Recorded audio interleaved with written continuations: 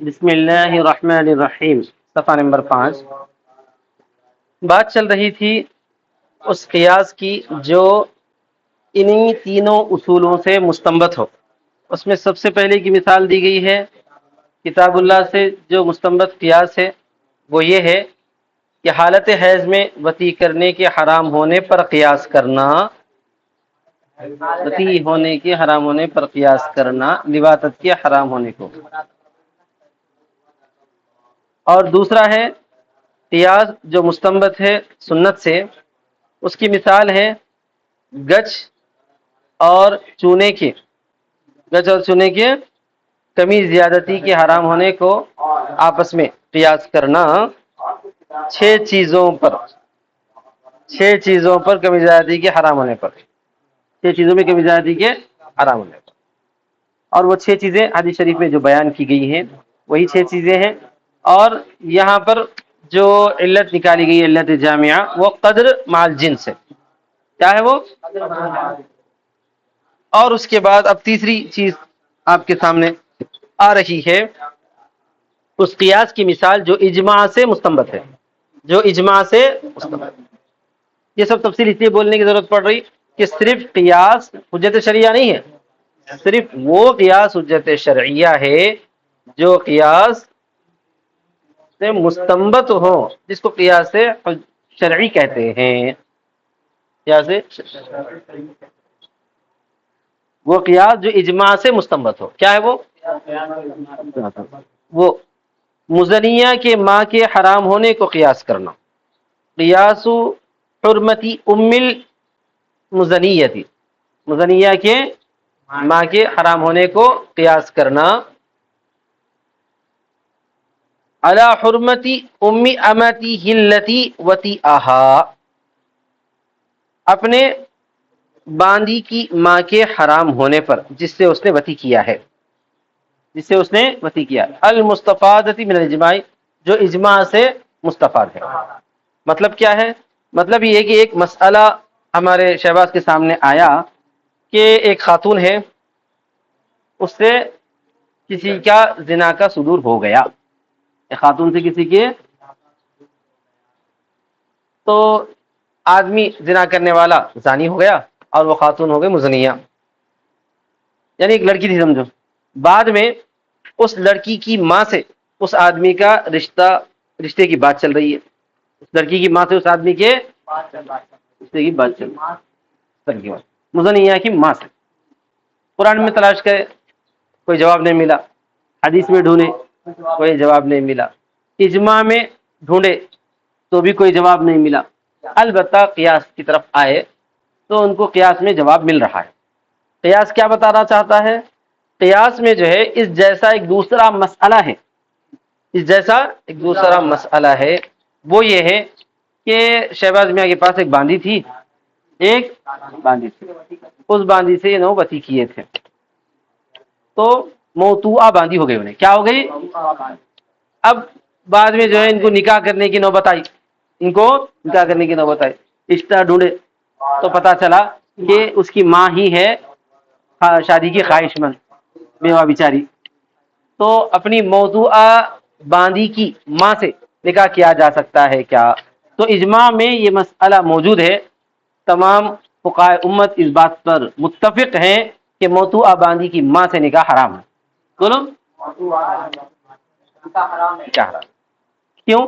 جزئیت اور بعضیت کی علت کی وجہ سے، اور بعضیت کی علت کی وجہ سے، کیونکہ جس سے ہم نے جمع کیا یا انہوں نے جمع کیا ہے وہ ان کا جز بن جاتا ہے، تو جز کے جو ہے کل سے استفادہ کرنا یا جز کے جز سے استفادہ کرنے کی اجازت نہیں، صرف اس حد تک استفادہ کر سکتے ہیں، اپنے موضوعہ کے جز سے اور موضوعہ کے کل سے استفادہ کرنے کی اجازت نہیں ہے۔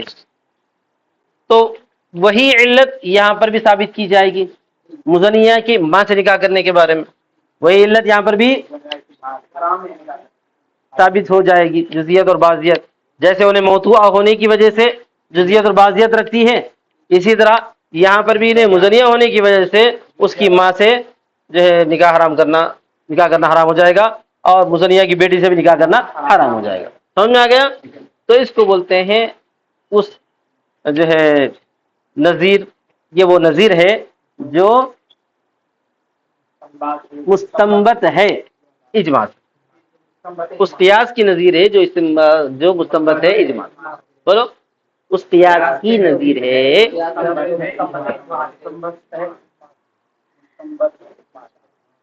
اس قیاس کی مثال جو اجماع سے مستنبت ہے.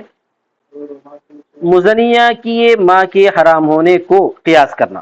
ترجمہ کرو، مزنیہ کے ماں کے حرام ہونے کو قیاس کرنا اپنی باندھی کی ماں کے حرام ہونے پر جس سے اس نے وطی کیا ہے. المستفادۃ من الاجماع، جو اجماع سے مستفاد ہے. مستفاد مانے یہ مسئلہ اجماع سے ہم کو معلوم ہوا ہے. کیا علت ہے؟ بعلت الجزئیت والبعضیت، جزئیت اور بعضیت کی علت کی وجہ سے.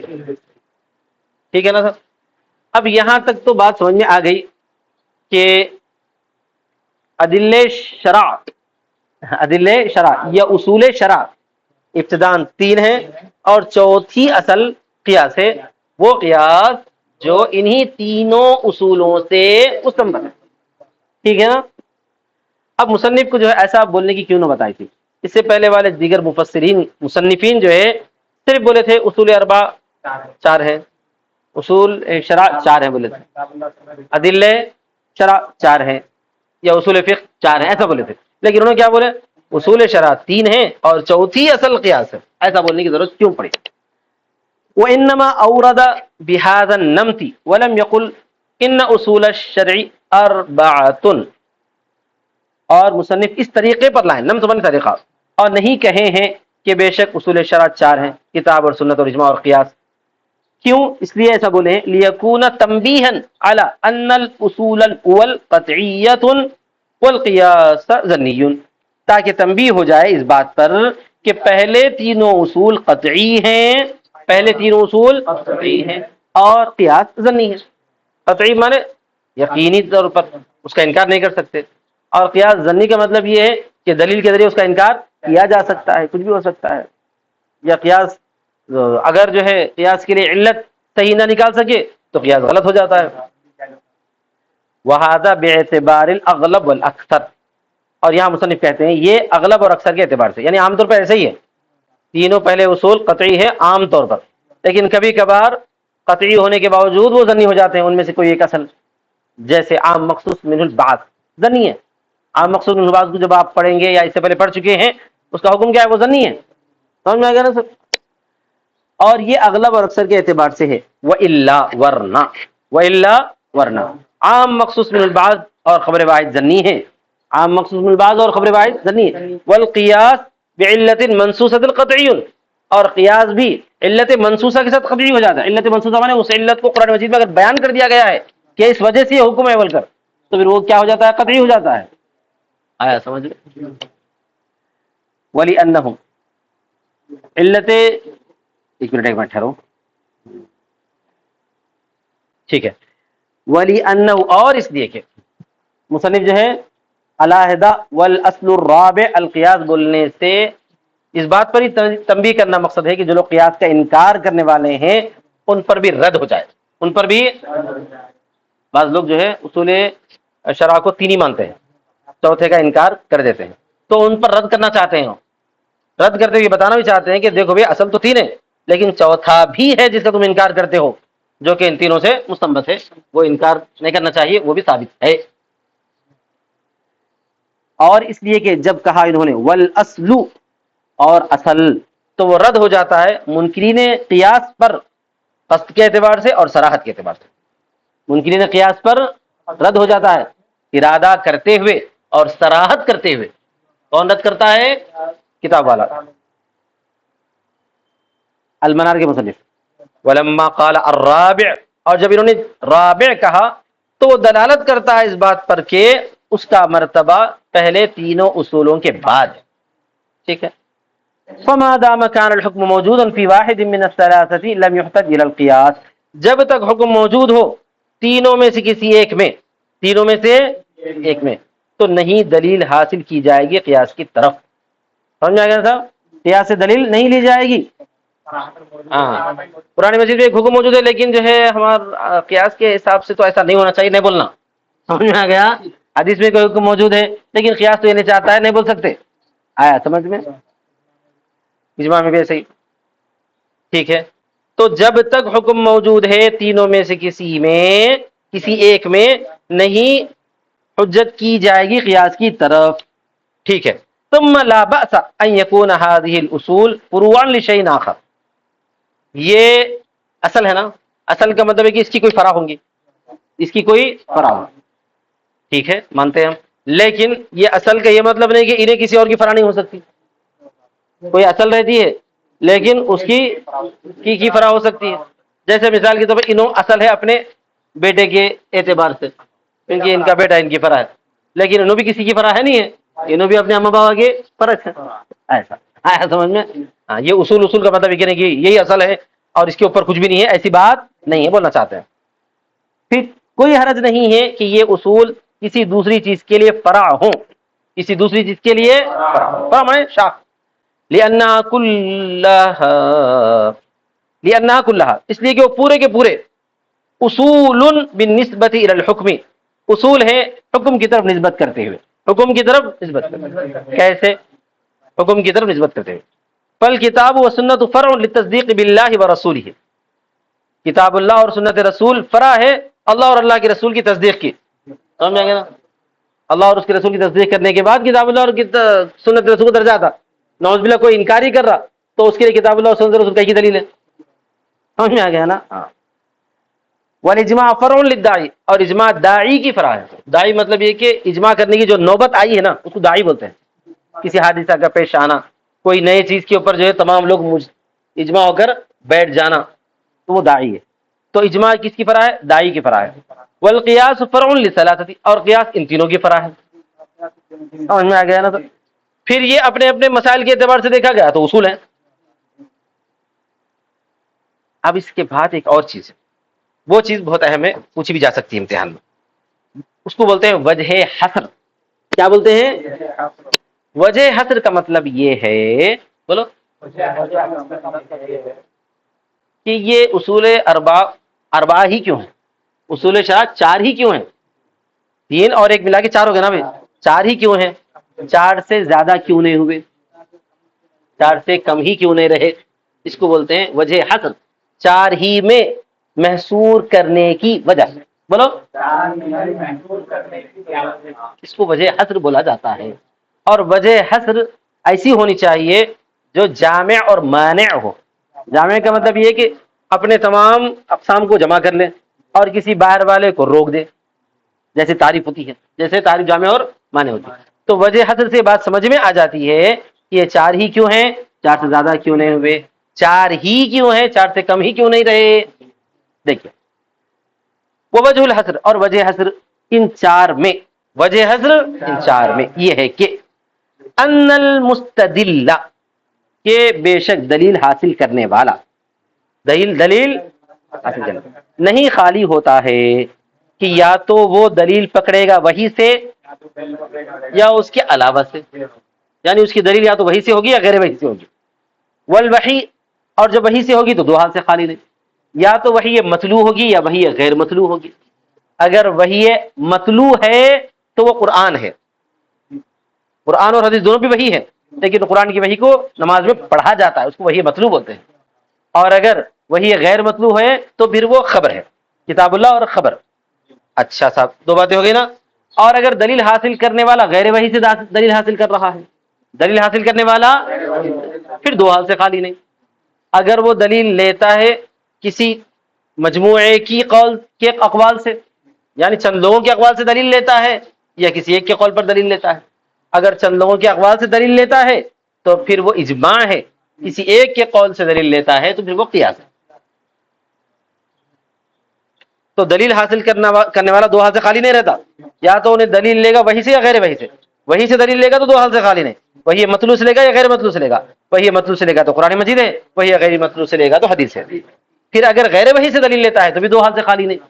اگر وہ چند کے اقوال سے لے گا یا کسی ایک قول سے لے گا، چند اقوال سے لے گا تو اجماع ہے، کسی کے قول سے لے گا تو قیاس. آگے،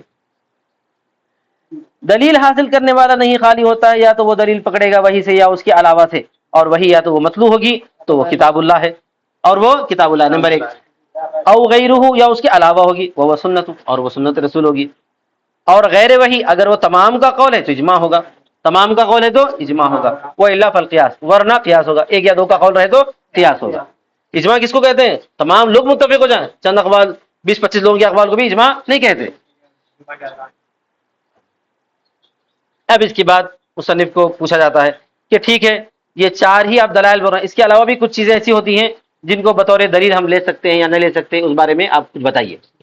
تو بولتے ہیں واما شرائع من قبلنا، ہم سے پہلے والوں کی شریعتیں، یعنی موسیٰ علیہ السلام کی شریعت یا عیسیٰ علیہ السلام کی شریعت وغیرہ وغیرہ، ان کا کیا ہے؟ ہم سے پہلے والوں کی شریعتیں ان کا کیا ہے؟ کیا وہ دلیل نہیں ہے؟ تو جواب یہ دے رہے ہیں واما شرائع من قبلنا، اور ہم سے پہلے والوں کی شریعتیں تو وہ ملحق ہے کتاب سے یا سنت سے. ہم سے پہلے والوں کی شریعتوں کا مطلب کیا رہتا ہے اس کے اندر؟ جیسا کہ جو ہے کان کے بدلے کان کاٹو، ناک کے بدلے ناک کاٹو. موسیٰ علیہ السلام کی شریعت میں تھا وہ، تو ہماری شریعت میں اس پر عمل کرنا ہے نہیں کرنا ہے؟ تو ہم بولیں گے عمل کرنا، کیونکہ قرآن مجید میں آیا ہے. یا تو وہ کتاب اللہ سے ملحق رہے گا، اگر اس کا ذکر حدیث میں ہے تو سنت سے ملحق رہے گا. کتاب اور سنت سے ہٹ کر کسی اور واقعے میں آیا تو وہ ہمارے لیے قابل عمل نہیں ہے نا بھائی. آئی بات سمجھ میں؟ تو اس کو الگ سے اس بات سے ذکر نہیں کرتے، یا تو وہ کتاب اللہ میں شامل رہے گی یا تو حدیثوں میں شامل رہے گی. اور بہرحال ہم سے پہلے والوں کی شریعتیں تو وہ ملحق ہے کتاب سے اور سنت سے. ٹھیک ہے نا بھائی. اور ایک چیز ہے تعامل ناس، اور ایک چیز ہے تعامل. ایک ہے اجماع اور تعامل ناس، دونوں میں تھوڑا فرق ہے، بولنے میں فرق ہے لیکن عمل میں کوئی فرق نہیں. تعامل ناس کا مطلب ہے کہ لوگ اس طرح عمل کرتے آ رہے ہیں، جیسے مسجد کو مینار لگانا لوگ لگاتے آ رہے ہیں زمانے سے، یہ تعامل ناس ہے. یہ کیا ہے یہ؟ تو اس کے بارے میں کیا حکم ہے؟ یہ ہمارے لیے دلیل ہے نہیں ہے؟ تو بولتے ہیں دلیل ہے، دلیل ہے مگر وہ اجماع کے اندر شامل ہے. مگر کیا ہے وہ؟ اجماع کے اندر. تعامل ناس کی بہت ساری مثالیں انہوں دیتے ہیں. ٹھیک ہے نا بھائی. ہاں. اور تعامل ناس یہ اجماع سے ملحق ہے. تعامل ناس کس سے ملحق ہے؟ اجماع سے ملحق. اور قول صحابی کا کیا مطلب ہے؟ قول صحابی سمجھا گیا؟ کسی صحابی کا قول ہے، وہ پھر ہمارے لیے دلیل ہے نہیں، تو اس میں دو چیزیں بیان کرتے ہیں. قول صحابی کے اندر کیا بیان کرتے ہیں؟ دو چیزیں. اگر وہ جو ہے معقولات میں سے ہے، معقولات میں کا مطلب یہ ہے کہ وہ ہماری عقل میں آ رہا ہے، وہ ہماری آ رہا ہے تو اس کو قیاس میں شامل کریں گے. اس کو کیا کریں گے؟ اگر وہ ہمارے عقل میں نہیں آ رہا ہے، ہمارے عقل میں نہیں آ رہا، غیر معقول بولتے ہیں. کیا بولتے ہیں؟ غیر معقول. تو اس کو جو سنت میں شامل کریں گے. اس لیے کہ صحابی جھوٹ تو نہیں بول سکتے کہ نبی صلی اللہ علیہ وسلم سے سن کر ہی بول رہے ہیں، ہماری سمجھ میں نہیں آ رہا ہے. سمجھ میں آ گئی بات؟ وقول الصحابہ فیما یعقل ملحق بالقیاس، اور صحابی کا قول ان چیزوں میں جو قیاس سے ملحق ہے، جو نہیں ان چیزوں میں جو عقل میں آتی ہیں، معقولات میں سے قیاس سے ملحق ہے، اور ان چیزوں میں جو عقل میں نہیں آتی وہ سنت سے ملحق ہے. والاستحسان ونحوہ ملحق بالقیاس، اور استحسان اور اس جیسی چیزیں قیاس سے ملحق ہے. استحسان کیا چیز ہے؟ استحسان بولتے ہیں ایسی دلیل کو جو قیاس کے مقابلے میں بڑی ہوتی ہے، قیاس کے مقابلے میں بڑی ہوتی ہے. اب ہدایہ وغیرہ میں ہم پڑھ رہے ہیں تو وہاں تو یہ محسوس ہوتا ہے کہ استحسان کبھی کبھار انہوں جو ہے حدیث کو ہی بول دیتے ہیں، حدیث کو بھی کیا بول دیتے ہیں؟ استحسان بولتے ہیں. یا کبھی کبھار جو ہے زیادہ غور و فکر کر کے جو دلیل نکالی جاتی ہے، جو بہت باریک سا قیاس ہوتا ہے لیکن وہ بہت مضبوط ہوتا ہے، اس کو بولتے ہیں استحسان. تو یہ کس کے ساتھ ملحق ہے؟ یہ بھی قیاس سے ملحق ہے. جیسے استحسان کی ایک مثال دی جاتی ہے منہ ڈالنے کے بارے میں. منہ ڈالنے کے بارے میں جو ہے کسی برتن میں اگر درندہ منہ ڈالتا ہے تو درندے کی وجہ سے اس برتن کا پانی کیا ہے؟ ناپاک ہو جاتا ہے. سمجھ میں آ گیا نا صاحب؟ اب درندوں کے اندر بعض پرندے درندے بھی ہوتے ہیں، جیسے کہ چیل ہے، باز ہے وغیرہ وغیرہ، گدھ ہے. اگر وہ چیل یا باز وغیرہ بھی برتن میں منہ ڈال دیں تو کیا اس سے بھی جو ہے برتن میں کا پانی ناپاک ہو جائے گا؟ قیاس یہ چاہتا ہے کہ چونکہ درندہ ہے جیسے جو ہے کتا منہ ڈالا، شیر منہ ڈالا، پانی ناپاک ہوتا ہے، ایسے ہی جو ہے باز اور گدھ بھی منہ ڈالے تو پانی ناپاک ہو جائے گا. لیکن استحسان یہ چاہتا ہے کہ اس میں جو ہے فرق ہے تھوڑا سا. استحسان کیا چاہتا ہے؟ کچھ فرق ہے، کیونکہ اس کو جو ہے چونچ ہوتی ہے، اس کو باز گدھ وغیرہ کیا ہوتی ہے؟ چونچ ہوتی ہے. تو وہ پانی میں جب منہ ڈالتا ہے تو اپنی چونچ ڈالتا ہے، تو اس میں پانی کے اندر لعاب اس کا نہیں جاتا، صرف چونچ جاتی ہے، اور چونچ پر جو لعاب لگا ہوا رہتا ہے وہ زیادہ نہیں ہوتا، اس واسطے اس کے منہ ڈالنے سے پانی ناپاک نہیں ہوگا. اس کو بولتے ہیں استحسان. سمجھ میں آ گیا؟ یہ قیاس سے آگے کی دلیل ہے. تو یہ دلیل کس سے ملحق ہے؟ قیاس سے ہی ملحق ہے. یہ بھی قیاس ہے جی، کوئی الگ چیز نہیں ہے بولا تھا. تو خلاصہ کیا ہوا؟ اصول اربعہ تو چار ہی ہیں. اصول ادلہ اربعہ، اصول شرع چار ہی ہیں. ان چاروں کے اندر بعض چیزیں کچھ زائد نظر آتی ہوں تو یا تو وہ کتاب سے ملحق رہیں گی جیسا کہ شریعت ہم سے پہلے والوں کی، یا سنت سے ملحق رہیں گی جیسے کہ ہم پہلے والی شریعتیں ہیں، یا جو اقوال صحابہ ہے، قول صحابی ہے، یا چند افراد کا قول ہے اجماع سے ملحق رہے گا. ایک آدھ کا قول ہے، چند لوگوں کا قول ہے، نہیں چند افراد کا قول ہے، تمام لوگوں کا قول ہے تو اجماع سے ملحق رہے گا. صحابی کے اقوال میں کسی ایک قول کا صحابی کا قول ہے تو یہ دیکھا جائے گا کہ اگر وہ معقول ہے یا غیر معقول ہے. اگر معقول ہے تو قیاس سے ملحق رہے گا، سنت سے ملحق رہے گا. استحسان بھی قیاس سے ملحق. وآخر دعوانا الحمدللہ رب العالمین.